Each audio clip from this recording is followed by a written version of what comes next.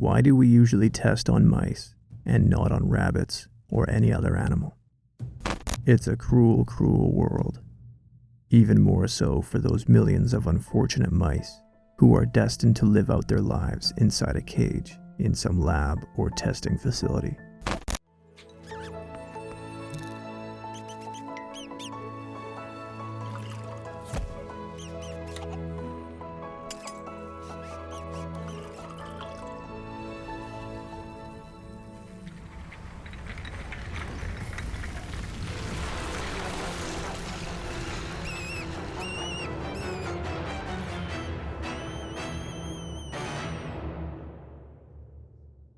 I'm not a big fan of most of the things PETA does, but that was actually a pretty solid video. Cruel as it may be though, there are often legitimate reasons for why thousands of companies and research centers use animal testing, even if we don't like it or agree with it. The problem is, their methods are often unnecessarily brutal, and many companies can resort to other, more humane testing options, but choose not to because testing on mice is easier and cheaper. But why have mice almost universally been the go-to animal for lab tests in the past and now? In order to understand why mice are so popular, let's take a quick step back and look at lab testing in general, and why it's such an important part of the process in many industries like pharmaceutics and biomedical research. Traditionally, fields of study that touch on any aspect within the realm of biology need to examine live subjects in order to gather the most accurate data. This can often be confined to plants, single-cell organisms, or tissue scrapings, but that isn't always enough or even applicable depending on the type of research that's being done. Why is it necessary to test potential medicines on animals? We do medical research to save human lives and to prevent people suffering. A small but vital part of that involves the use of animals. Can't we test them on cells and tissue culture and do computer modelling?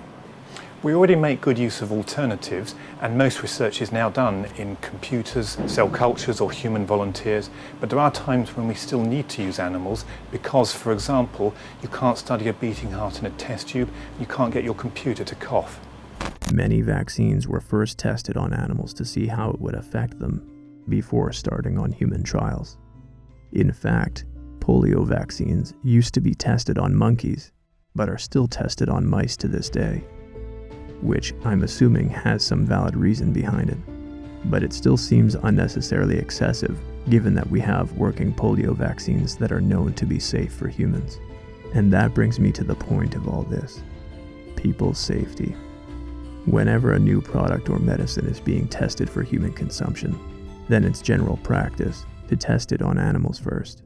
Laws and regulations bar the scientific community from conducting human trials on any new or developing product if it could potentially be harmful to them. So, why mice? The first reason is convenience. Rats and mice are small and easily controllable, so it's very convenient for researchers to keep them in large numbers in small cages inside laboratories. These are lab mice. Lab testing has been done on mice and rats for years now due to them being very easily maintained and very accessible to laboratories. It also means they're cheaper because they eat less, their cages are easier to clean, and they're easier to transport around. Although I'd imagine if those rats could speak, then they wouldn't agree on that point of convenience in the least. The second big reason is that the genetic and biological makeup of mice is very similar to humans. We share similarities with a lot of mammals, and especially primates, but mice are an even better match with regards to important areas necessary for medical testing. The mouse. This tiny creature has had a huge impact on science research. Mice make excellent models for human disease because parts of their DNA are similar to human DNA. They suffer from many of the same ailments as humans, like cancer, diabetes, and even anxiety. Research on mice has helped scientists understand the causes of many different diseases, and the use of brain imaging with mice has been a big boost to studies of brain function in humans. Their behavior also mimics certain human patterns, and they're incredibly intelligent creatures. making them even more desirable for research that requires testing behavioral changes as well. But it also feels like that makes it so much more inhumane in a way, since those mice are capable of understanding that they're being abused. Okay, so there are cables that run down the spinal cord? It actually runs under the skin and then it's sutured on top of the spinal cord. The rats have again been given electrochemical stimulants, but without the treadmill, the rat has to decide for itself if it wants to walk. Though I guess that's true for all the animals these companies use anyway, regardless of their level of intelligence by human standards. And finally, the third big reason why mice are preferred is that mice breed quickly and have short lifespans.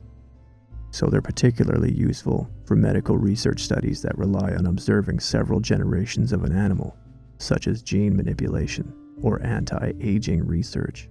Researchers also understand the genetic and physical anatomy of rodents very well, making it easy for them to engineer their genetic makeup to suit their needs, which is something they very commonly do. Research labs spend thousands of dollars every year on acquiring inbred mice with specific qualities, so that they're the same genetically, and then proceed to alter their DNA and breed them further. One gruesome example of this is transgenic mice, which are mice that have been genetically engineered to carry the same genes that cause various diseases in humans, so they can test out potential cures on the mice. But the apparent need for animal testing isn't confined to just medical research labs that test out new virus strains or create vaccines for them.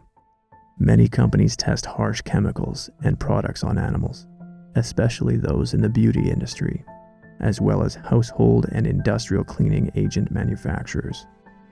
This is a well-documented practice, so I won't go into the details here, partly for my own sanity.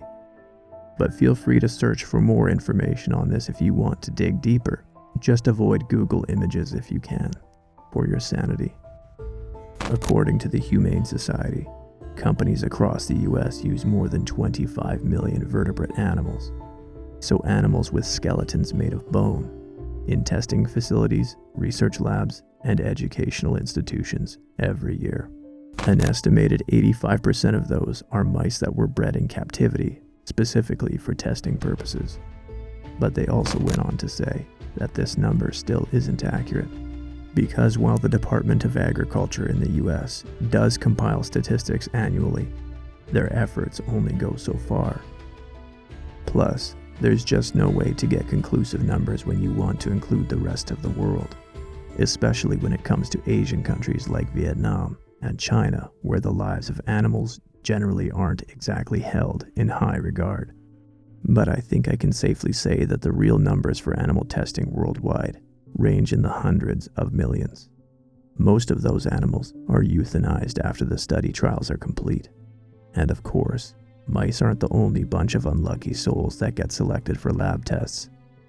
There are also rabbits, dogs, chimpanzees, cats, and frogs that are all stuck in a cage in a lab somewhere right now, being subjected to all sorts of injections and sprays and scrapings.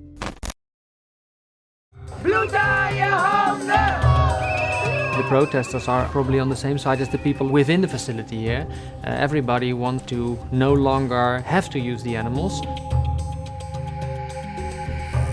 Het is gewoon onmenselijk om te denken dat mensen maar denken dat wij dat kunnen doen. These animals will be infected with dengue fever virus, but there are animals that don't cope with it very well. So if we can put them in another group, they will go into a group, and otherwise they need to be euthanized.